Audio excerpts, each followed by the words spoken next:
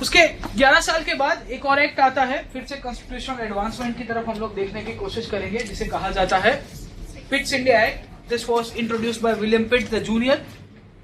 मुद्दे की कारण यही था कि इसको क्यों इंट्रोड्यूस कराया गया, what was the reason behind the introduction of Pitt's India act. इसमें यही बोला जाता है that the failure of regulating act was one of the major reasons behind the passing of Pitt's India act. Regulating act का निष्फल होना और उसी के कारण आपका पिट्स इंडिया एक्ट को पास कराया गया। रेगुलेटिंग एक्ट के अंदर जो सोचा गया उस तरह से नहीं हुआ। जैसे सोचा गया था कि आपके ये documents secretary of state for political affairs और चांसलर ऑफ एक्सचेकर के सामने कंपनी रखेगी, पर कंपनी के रखते रखते तो यहाँ पे एक आध युद्ध हो जाता था। यू सी, पॉलिटिकल अफेयर्स का काम ही यही था, secretary of state for political affairs company की हर एक पॉलिटिकल एक्टिविटीज के ऊपर ध्यान रखेगी। पर लंडन में कुरियर करવું ને પાછું મોકલવું ત્યાં સુધીમાં તો ડખો થઈ જાય, બરોબર છે। So you see that the failure of regulating act was one of the reason, and the British Parliament thought कि हमको कुछ और करना चाहिए, और इसी के कारण इन्होंने पिट्स इंडिया एक्ट को पास करा। इंग्लैंड के अंदर बहुत फंडामेंटल चेंजेस होते हैं। वो फंडामेंटल चेंजेस यहाँ पे होते हैं जिसके बैकड्रॉप के अंदर एक स्पेशल बॉडी बनाई जाती है जिसका नाम है board of control. This was a special body which was created by the British Parliament. British Parliament ही एक पूरी की पूरी एक नई फ्रेमवर्क, एक नए ढांचे को बनाएगा जो कंपनी की एक्टिविटीज को कंट्रोल और रेगुलेट करे। नाम क्या है? Board of control. कंपनी की जहां जहां किस तरह से कामकाज कर रही है, कोर्ट ऑफ डायरेक्टर्स तो उसके कहे में रह नहीं रहे थे। इसी के कारण कंपनी सोचती है, पार्लियामेंट सोचती है कि भाई कंपनी की एक्टिविटीज को कंट्रोल करने के लिए उसकी जो मैकेनिज्म है उसको कंट्रोल करने के लिए हमको ही कुछ करना पड़ेगा। और उसी के चक्कर में एक नई बॉडी बनाते हैं जिसका नाम है board of control. This board of control was made responsible for controlling and regulating the affairs of the east India company. बोल दिया कि आज के बाद से तू ही सर्वे सर्वा है कंपनी। और बोर्ड ऑफ कंट्रोल बोलेगा कि मैं सर्वे सर्वा हूं तो कोर्ट ऑफ डायरेक्टर्स क्या करेंगे? कोर्ट ऑफ डायरेक्टर्स को पसंद आएगा कि बाहर से एक नॉमिनी को आप अपॉइंट कर रहे हो जो हमारा पूरा का पूरा शासन हाथ से ले ले। पार्लियामेंट बोलता है चिंता मत कर, उसके लिए मैं तुम्हें एक सहारा देता हूं। This board of control used to consist of president and 6 commissioners. और यहाँ पे ही इसके बैकड्रॉप के अंदर एक कमेटी बनाई गई है जिसका नाम है सीक्रेट कमेटी। अब स्टोरी देखिए कि कोर्ट ऑफ डायरेक्टर्स को पसंद नहीं आएगा कि बोर्ड ऑफ कंट्रोल उसके हाथ से पूरी की पूरी सत्ता छीन ले, तो ब्रिटिश पार्लियामेंट एक सीक्रेट कमेटी की गठन करता है। This secret committee used to function of all the members of board of control plus 3 members from court of directors. Are you getting my point? एक नई कमेटी की स्थापना की गई जिसका नाम है सीक्रेट कमेटी। और ये सीक्रेट कमेटी के अंदर बोर्ड ऑफ कंट्रोल के जितने भी आपके साथों के साथ सभ्य है वो तो रहेंगे, इसके साथ साथ 3 सभ्य कोर्ट ऑफ डायरेक्टर से लेके आएंगे। और इनको बोल दिया गया कि दे can bypass the procedure established in companies constitution in times of emergency. अगर जरूर पड़ी और इमरजेंसी का आपको समय लग रहा है तो कंपनी के अंदर जो कोर्ट ऑफ डायरेक्टर्स के हिसाब से आपको शासन करना है ना, उसको बाईपास कर सकते। Later on you will see that this board of control becomes the ultimate de facto authority in controlling the companies activities. Company की जितनी भी एक्टिविटीज और कंपनी का जो भी शासन था ना, उसको चलाने के पीछे। क्योंकि अभी क्या करेंगे, अभी इमरजेंसी की डेफिनेशन किसने दिया है? पार्लियामेंट ने। वो बोल देगा कि हर इमरजेंसी है हमारे पास, तो बेचारा कोर्ट ऑफ डायरेक्टर्स बोलेगा कि मैं तो खाली नाम के अंदर आ गया हूं यहाँ पे। और 3 लोग को लेके आता है कोर्ट ऑफ डायरेक्टर्स से, तो कोर्ट ऑफ डायरेक्टर्स ऐसा भी नहीं चिल्ला सकता कि भाई आपने हमारे साथ अन्याय किया है। रूल ऑफ लॉ तो था ही, अंग्रेजों ने बोला था 3 को लेंगे। सीक्रेट कमेटी के अंदर अगर वोटिंग भी हुआ तो बोर्ड ऑफ कंट्रोल वाले सब पॉजिटिव के ऊपर जाएंगे, इन लोग का 3 को क्या मिलेगा? ठीक है, you will realise that they can bypass in times of emergency and this emergency procedures. तो कंपनी के जो कोर्ट ऑफ डायरेक्टर्स का जो एस्टेब्लिशमेंट था ना, उसे छीन लिया। यही सबसे इंपॉर्टेंट एस्पेक्ट आपको इंग्लैंड के अंदर बहुत फंडामेंटल चेंजेस के दौरान देखने को मिलता है। अब इंडिया के अंदर क्या परिवर्तन हुए, what changes took place in India, उसको जानने की कोशिश करेंगे। The council members were decrease to 3।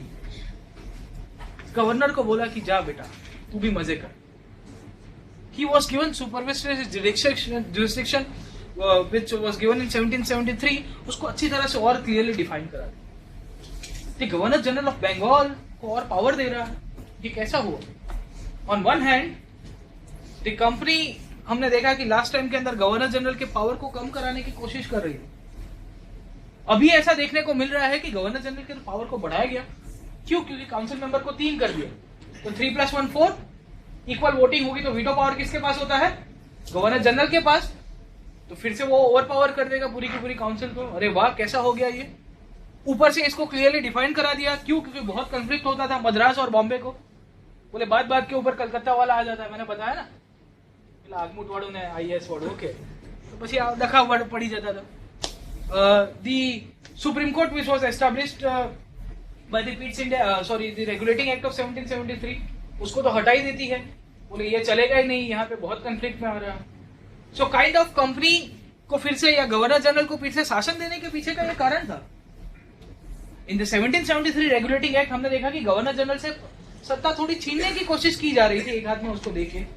1784 में तो उसको दूसरा दिखता है, पर सच्चाई ऐसी थी कि that the governor general was made the subordinate to British government. बोल दिया गया था कि आज के बाद से तुम ब्रिटिश गवर्नमेंट और ब्रिटिश हुकूमत के नीचे आते हो। You can not declare war without permission. अब देखिए कि 1784 के बाद कितनी लड़ाइयां की गई, वो ईस्ट इंडिया कंपनी कर रही थी। Do you think that the East India Company was fighting the wars with Mysore, the Marathas or Sikh state? No, it was the British Parliament. आप ट्रेंड पकड़ने की कोशिश कीजिए कि 1858 के अंदर जब बोला जाता है कि ब्रिटिश हुकूमत ने कंपनी के हाथ से शासन ले लिया, 1784 का पिट्स इंडिया एक्ट तो ये कुछ अलग बता रहा है। 1784 का पिट्स इंडिया एक्ट तो यही बता रहा है कि यहाँ पे जब गवर्नर जनरल को सबऑर्डिनेट बना दिया गया, एक तरह से उसको सत्ता दे दी जाती है, साथों साथ ये भी बोला जाता है कि he can not declare war without a permission. मतलब परमिशन लेनी पड़ेगी। इसका मतलब क्या है कि लड़ाई कौन कर रहा है? वो ब्रिटिश पार्लियामेंट कर रही है, ब्रिटिश क्राउन कर रहा है। यू सी कि जनरली यही ट्रेंड देखने को मिलता है कि ईस्ट इंडिया कंपनी लड़ाई कर रही थी, पिट्स इंडिया एक्ट उसको रिवर्स कर रहा है। Pitt's India act is saying that the British parliament was on the driving wheel. खाली जो पहिए का काम कर रहा था वो ईस्ट इंडिया कंपनी कर रही थी। यहाँ पे जो भी शासन चल रहा है वो भले ईस्ट इंडिया कंपनी का चल रहा हो, बट पीछे से पूरा का पूरा दूरी संचार किसने ले लिया था? वो थी ब्रिटिश पार्लियामेंट ने। क्यों? क्योंकि अगर आप वॉर के लिए डिक्लेरेशन के पीछे परमिशन लेने की कोशिश करोगे, उसका मतलब यही हुआ कि 1784 के बाद जितनी लड़ाइयां हुई है वो सबके ऊपर ट्रू कॉपी का स्टैंप लगा के आया है। वो भी कहां से? ब्रिटिश पार्लियामेंट से। सो इंपॉर्टेंट एस्पेक्ट आप देखिए कि 1784 के बाद जितनी लड़ाइयां हुई है उसके पीछे कहीं ना कहीं ब्रिटिश पार्लियामेंट का रोल रहा होगा। क्यों? क्योंकि ये एक्ट कुछ इस तरह से आपको डिनोट करने की कोशिश कर रहा है। It also distinguish between the commercial and political functions of the company. अभी तक ऐसा हो रहा था कि कंपनी के अंदर बहुत सारा कंफ्लिक्ट हो रहा था कॉमर्स एंड पॉलिटिक्स को लेके, उसको दूर कर दिया गया और बोल दिया गया कि this functions are solely related to the commercial aspect, और बाकी के आपके जितने भी फंक्शंस है वो पॉलिटिकल हो गए। इसका मतलब क्या हुआ कि यहाँ पे भी ईस्ट इंडिया कंपनी किसके ऊपर रिस्पॉन्सिबल हो जाएगी? ब्रिटिश पार्लियामेंट के ऊपर, और ब्रिटिश पार्लियामेंट ही पूरा का पूरा डेवलपमेंट आगे खींच के लेके जाएगी। East India company's territories in India were known as British possessions in India. और अब क्या होगा? अभी तक तो ईस्ट इंडिया कंपनी शासन कर रही है, आप बोल रहे हो कि ब्रिटिश क्राउन नहीं कर रहा। नाम तो दे दिया है ब्रिटिश पोजेशन इन इंडिया, उसका मतलब ही यही हुआ यहाँ अंग्रेजी पूरा का पूरा शासन है, ईस्ट इंडिया कंपनी तो खाली मुखौटा है। It this act laid the foundation for centralization। पूरा का पूरा एक सेंट्रलाइज टेंडेंसी करके एक पूरा का पूरा सेंट्रलाइज एस्पेक्ट क्रिएट कराया गया पिट्स इंडिया एक्ट ऑफ 1874 के। So what we saw up till 1773 उसका कुछ अलग आपको पिक्चर देखने को मिलता है 1784 तक। 1784 के अंदर हमको ये भी जानने को मिलता है कि यहाँ पे भले बोल रहे हैं कि ईस्ट इंडिया कंपनी शासन चला रही है, बट पीछे पूरा का पूरा बैकग्राउंड के अंदर ब्रिटिश क्राउन डेवलप हो चुका था। एक और एक्ट पास होता है 1786 में जिसको कहा जाता है act of 1786, and this governor general of Bengal was given overriding powers to his council. अभी तक तो हमने देखा कि 4 थे, G+4 से, बस G+3 कर दिया, और उसमें भी कंफ्लिक्ट ना हो तो इसके लिए बोल दिया गया कि गवर्नर जनरल को बंगाल को ओवरराइडिंग पावर ही दे दो अपने काउंसिल के ऊपर। ऐसे भी जाएगा कहाँ? बोले हमने तो अपॉइंट किया है, हमारा तो पपेट है, निकाल देंगे दूसरे दिन, ज्यादा कुछ मगजमारी करने की कोशिश करेगा, इम्पीच कर देंगे। इम्पीच भी किया गया था गवर्नर जनरल को। ओके, तो governor general of Bengal was given overriding powers to his council. बोल दिया कि तू अपने हिसाब से मजे कर, क्योंकि अल्टीमेटली तो तू सबऑर्डिनेट किसका है? हमारा ही सबऑर्डिनेट।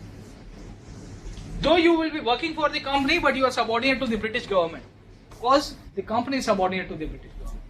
आप यहाँ पे कंपनी की तरफ काम कर रहे हो तो कुछ फर्क नहीं पड़ रहा.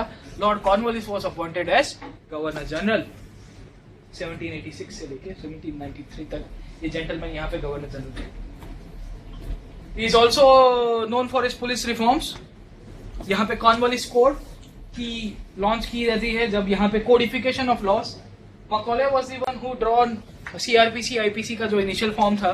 कॉर्नवालिस ने ऐसा किया कि इसके पहले जो लॉस चलते थे वो हिंदू लॉस चलते थे, मुस्लिमों के लिए मुस्लिम लॉस चलते थे इस्लाम के हिसाब से. उन सबको बहुत ही एक वो रूल बुक्स के अंदर उसने पूरा का पूरा एक फॉर्मेट बना दिया.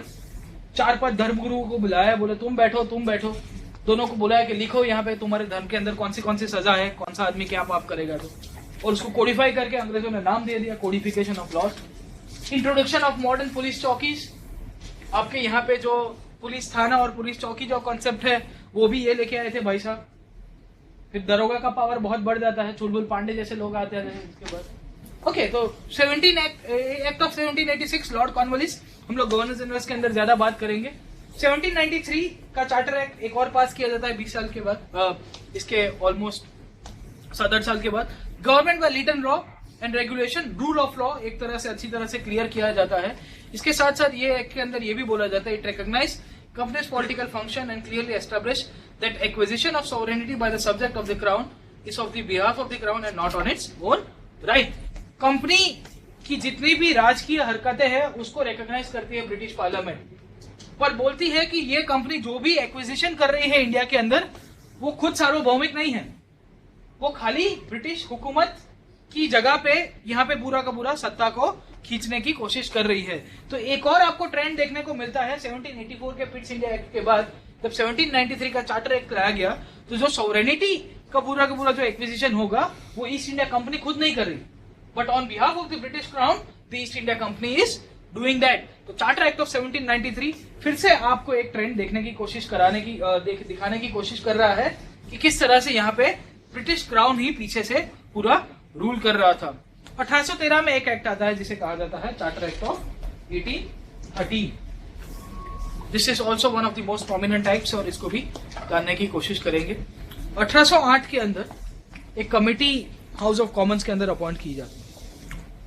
और फिर से आप देखिए कि ब्रिटेन की जो सोसाइटी थी, ब्रिटेन का जो समाज था वो यहाँ पे बहुत डेवलप हो चुका है. 1793 की सोसाइटी और 1813 की सोसाइटी के बीच में कुछ तो फर्क होगा.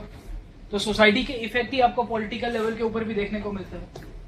वैसा ही है ना कि 1950 में जो इंडिया की सोसाइटी थी और इंडिया का पॉलिटिक्स था 2015 में कुछ अलग ही है. ओके, तो बहुत ही मैटर कर रहा था.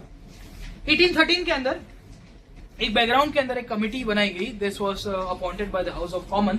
और कंपनी की एक्टिविटीज को किस तरह से कंट्रोल किया जाए और उसके ऊपर किस तरह से आप शासन कर पाओ, ये पूरी की पूरी डिमांड चली. डिमांड ऐसी चल रही थी कि कंपनी के हाथ से शासन उठा के अब ब्रिटिश क्राउन को और ब्रिटिश पार्लियामेंट को ये पूरा का पूरा एडमिनिस्ट्रेशन ले लेना चाहिए.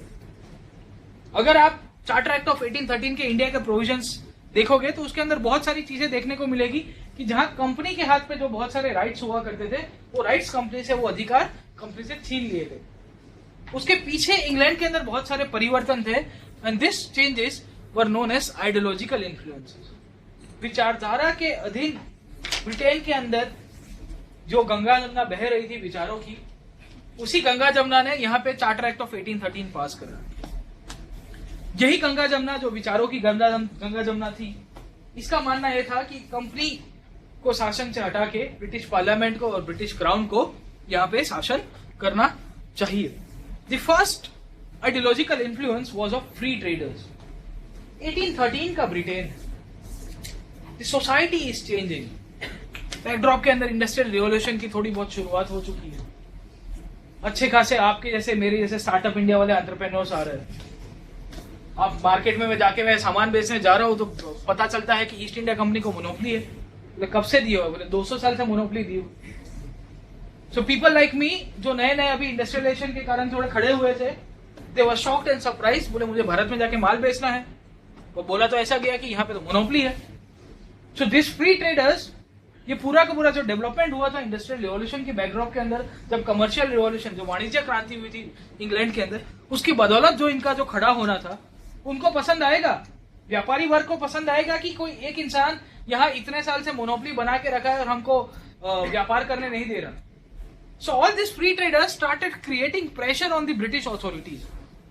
क्या कुछ भी करो, ये कंपनी की मोनोपोली तोड़ दो तुम, हमको भी मौका मिलना चाहिए, हमको भी व्यापार करने का पूरा अधिकार है. और ये तो पूरे के पूरे कमर्शियल रिवॉल्यूशन के दौरान खड़े हुए लोग थे, इंडस्ट्रियल रिवॉल्यूशन के बैकड्रॉप के अंदर, जहां आपकी एक इंडस्ट्री, जैसे यहाँ पे इंडस्ट्रियल रिवॉल्यूशन, अगर आप देखोगे इंडस्ट्रियलाइजेशन का process, it is known as industrial evolution, it is not a revolution. Cause क्योंकि ये इवॉल्व हो रहा है. It all started in Europe, then eastern Europe में आया, अमेरिका गया, यहाँ अभी India is currently passing through the process of industrial revolution. इसके लिए बोला था इट्स इवोल्यूशनरी प्रोसेस. रिवॉल्यूशन कैसे है? What we are trying to do currently, make in India क्या करा रहा है, वही है ना. इवोल्यूट करो अपने आपको, और थोड़ा बहुत इवोल्यूशन कराओ, और इंडस्ट्रियलाइजेशन की तरफ से मैन्युफैक्चरिंग के अंदर हमारी जीडीपी को और इंक्रीज कराओ. What are we doing? So importantly if you see, industrialisation का जब प्रोसेस चलता है उसके पीछे कमर्शियल एस्पेक्ट भी आता है. जैसे अहमदाबाद के अंदर आपकी टाटा आ गई या फोर्ड आ गई, तो उसके पीछे सब्सिडरी और एंसिलरी यूनिट्स भी कितने सारे आए. यू सी एक सीट बनाने वाली कंपनी आ गई, एक नट बोल्ट बनाने वाली कंपनी आ गई, कोई टायर बनाने वाला आ गया, and all this people got benefited. तो ये पूरा का पूरा बैकवर्ड लिंकेजेस चलते हैं, फॉरवर्ड लिंकेजेस चलते हैं, एक ट्रांसपोर्टर वाले को फायदा हो गया. The same thing happened in England. जब यहाँ पे पूरा का पूरा कमर्शियल रिवॉल्यूशन और इंडस्ट्रियल रिवॉल्यूशन हुआ, तो बहुत सारे फ्री ट्रेडर्स का उद्भव होता है, और सबका मानना यही था कि भाई हमको और ट्रेडिंग राइट देने चाहिए, क्योंकि सबको फायदा हो रहा है. So they believed in against monopoly. At that time a gentleman wrote a book called An Inquiry into the Wealth of Nations, Adam Smith, who gave the concept of laissez-faire, free market, free economy. उसका तो मानना ये था कि the government should not intervene. At that time, Britain was implementing this policy called as mercantilism. It was not capitalism, it was not socialism, but mercantilism की policy. और ये यार, ये mercantilism के अंदर तो बहुत मगजमारी होती है, but you are supposed to open up the market. आप मार्केट खोलोगे तो ही फायदा होगा. The government role is nothing more than a watchman. बोले सरकार को एक वॉचमैन की तरह खाली सिक्योरिटी देनी है. प्रोडक्शन करो, अपने आप से आपको मार्केट मिल जाएगा, आपकी डिमांड आ जाएगी, सबको मौजा होगी. So this people created the pressure on the British government. ये आइडियोलॉजिकल इन्फ्लुएंस बहुत बढ़ रहे थे. So they wanted to break the companies monopoly. इनका मानना यह था कि ईस्ट इंडिया कंपनी के हाथ से शासन चला जाना चाहिए, तो एटलीस्ट इनकी मोनोपोली तो हटनी ही चाहिए. दूसरे लोग थे जिसे कहा जाता है यूटिलिटेरियन, उपयोगितावाद या उपभोक्तावाद. एक विचारधारा है जिसे कहा जाता है, आप अमेजोन की एड देखते हो, और दिखाओ. That is the fundamental example of utilitarian. James Stuart Mill and Jeremy Bentham जैसे लोग थे. इनका मानना यह था कि maximum goodness to maximum number of people should be given. अधिक से अधिक लोगों को अधिक से अधिक खुशी मिलनी चाहिए ना, ऐसा तुम्हारा शासन होना चाहिए. तो ईस्ट इंडिया कंपनी का शासन तो खुशी मिलने वाला था नहीं. क्यों? क्योंकि वो तो बहुत ही शोषणकारक था. तो they started supporting the government. इनका मानना यह था कि the British crown should take over. क्यों? अगर ब्रिटिश क्राउन टेक ओवर कर देगा तो लोगों को खुशी मिलेगी. ये एक अपने एक अलग ही कुछ इनकी विचारधारा थी. They also supported free trade. क्यों? फ्री ट्रेड के कारण लोगों को और गुड्स बाय करने के अंदर कैपेसिटी डेवलप होगी, तो लोगों को एक साइकोलॉजिकल होता है. अमेजोन की एड से तो यही लगता है, ग्रेट बिलियन सेल एंड ये फला फ्लिपकार्ट वाला करता रहता है. यू सी कि दे सपोर्टेड फ्री ट्रेड. क्योंकि लोगों को बहुत सारी फिजिकल गुड्स बाय करेंगे तो उनको बहुत सारी खुशी मिलेगी. उसी तरह से इनका भी यही मानना था कि अगर ब्रिटिश रूल, यहाँ पे ब्रिटिश शासन अच्छी तरह से अपना अड्डा जमा लेगा और जो ईस्ट इंडिया कंपनी का जो एक्सप्लोटेटिव रूल है उसको हटा देगा, तो बहुत सारे लोगों को खुशी मिलेगी. This was a utilitarian philosophy which was coming into prominence in Britain. उपयोगितावाद कहते हैं, उपभोक्तावाद भी कहते हैं. ये उपभोक्तावाद की पूरा का पूरा जो विचारधारा थी वो ब्रिटेन के अंदर बहुत अस्तित्व के अंदर आए थे. लोगों के ऊपर बहुत ही उसके ऊपर हावी हो गई. ब्रिटिश पार्लियामेंट के ऊपर भी इसका हावी होना था, और इसी के कारण इनका भी मानना था कि कुछ भी हो जाए कि आप यहाँ पे डायरेक्ट रूल करो. तो कंपनी की मोनोपोली और कंपनी का जो शासन था उसको तोड़ने की कोशिश की गई थी. चौथा चेंजेस था वो था लिबरल्स. जो लिबरलिज्म, उदारवाद, उदारवादी तत्व, उदारवादी लोग हम लोग. इनका मानना यह था that the British administration task was to civilize rather than to conquer. बोलो आपको उनके ऊपर राज नहीं करना है, उनको सिखाना है, उनको पढ़ा लिखा के अंग्रेज बना देना। उसके लिए ईस्ट इंडिया कंपनी काम नहीं कर सकती बॉस। अगर कंपनी यहाँ पे फिर से काम करने लगी पुराने सिद्धांतों से, अपने पुराने प्रिंसिपल्स को अडॉप्ट करके, तो people will not be civilise और उसके ऊपर उनका शोषण ही होता रहेगा। कंपनी अभी तक कॉन्कर कर रही थी, सिविलाइज नहीं कर रही। So they also try to create pressure on the British government कि कुछ भी हो जाए, आप इन लोग के लिए कुछ कंपनी की पॉलिसीज के अंदर रिफॉर्म्स लाइए। आप कंपनी को इस तरह से इतना शासन नहीं दे सकते। You can not give absolute freedom to the company to function like this. तो 1813 तक आते आते ब्रिटेन के अंदर जो आइडियोलॉजिकल चेंजेस थे वो बहुत हो रहे थे। साथों साथ एक चेंजेस थे वो थे evangelicals. They also tried to influence, they were the Christian missionaries. They tried to influence कि यहाँ पे भारत का लोगों का जो धर्म है वो गलत है, बहुत ही बारबेरिक है, तो हम लोग क्रिश्चियनिटी को प्रोफेस करेंगे और उसके थ्रू लोगों को बोलेंगे कि यहाँ पे कंपनी बहुत ही अच्छी अच्छी अत्याचार वाली चीजें कर रही है। They also try to put pressure on the government. इनका भी मानना यही था कि हम लोग सरकार के ऊपर प्रेशर डालें और बोल दे कि हम लोग को भी प्रोपोगेट किया जाए क्रिश्चियनिटी। यू सी कि इंडिया के अंदर क्रिश्चियनिटी का ऑफिशियली आना 1813 की चार्टर एक्ट से ही है, जब ब्रिटिश गवर्नमेंट यहाँ से शुरू करती है। इंडिया के अंदर बहुत लार्ज स्केल चेंजेस देखने को मिलते हैं। The companies monopoly was abolished except with tea. चाय के सिवाय और चाइना के सिवाय कंपनी की मोनोपोली को अबॉलिश कर दिया गया। To luxury products, tea is such a luxury product, tea is very much significant. चाय ने 1776 के अंदर अमेरिका के अंदर क्रांति ला दी थी, 2014 में इंडिया में ला। You see very symbolic actions are there. जहां देखिए, देखो बापू थे ना, गांधी बापू, he used to pick up this thing, small things. Salt का लेके उन्होंने पूरा सत्याग्रह कर दिया। The same thing happened. Tea is such a product which is connected to the masses. 1776 के अंदर जब बॉस्टन टी पार्टी, समुंदर ने चाय पी ली थी वहां पे, ओके। 2014 में यहाँ पे चाय पे चर्चा हो, तो कंपनी की मोनोपोली को अबॉलिश कराया गया था सिवाय के चाय और चाइना के सिवाय। Except tea and China, all the monopoly of the company was abolished. बोले खाली ये दो के ऊपर कंपनी का अधिकार अभी भी रहेगा, and beyond this two products ये पूरा का पूरा कंपनी के सिवा और भी आपके और मेरे जैसे जो भी एंटरप्रेन्योर्स और बिजनेसमैन हैं यहाँ पे ट्रेड कर देंगे। दूसरा एक प्रोविजन डाल दिया that this diluted monopoly was to be extended for next 20 years. अगले 20 सालों तक आपको यहाँ पे हम लोग एक्सटेंडेड मोनोपोली का अधिकार देते हैं। 20 इयर्स अभी लिख के दिया है, देखेगा धीरे धीरे धीरे ये 20 और इसके बाद वाले हम लोग नेक्स्ट क्लासेस के अंदर एक्स को देखेंगे, इसको भी कम कर दिया जाता है। इंडिया के अंदर the British subjects were allowed to come and settle in India. तो मिस्टर बॉन्ड जैसे लोग यहाँ पे आके यहाँ पे रहना शुरू कर देते थे। क्यों? क्योंकि हमारे जैसे और आपके जैसे जो बिजनेसमैन थे उनको रहने का, वो आएंगे यहाँ पे अपनी कंपनी खोलेंगे, एस्टेब्लिश करेंगे अपने आप, तो उनको परवाना देना चाहिए। Christian missionaries were allowed to propagate profess Christianity in India. 1813 के अंदर जो इंग्लैंड के अंदर जो परिवर्तन हो रहे थे 1810 1800 के आसपास, उसी का ही रिफ्लेक्शन आपको 1813 के चार्टर एक्ट के अंदर देखने को मिलता है।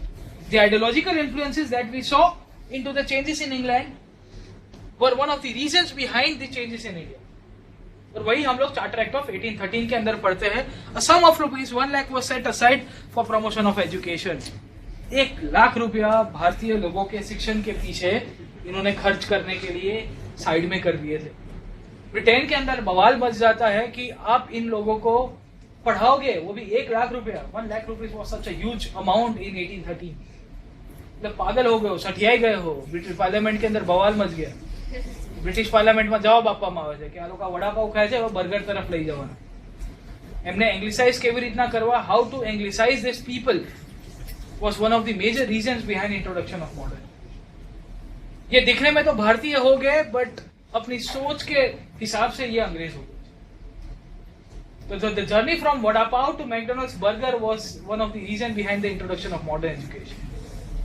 आधुनिक शिक्षण के पीछे हम लोग देखते हैं कि जो हमको सिखाया गया वो क्या सिखाया। हमको शेक्सपियर सिखाया गया, हमको फ्रॉस्ट सिखाया गया।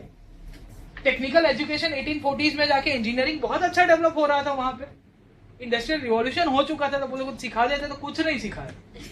बोले लिटरेचर पढ़ो, बड़ी बड़ी कहानियां। Vocational education was not given.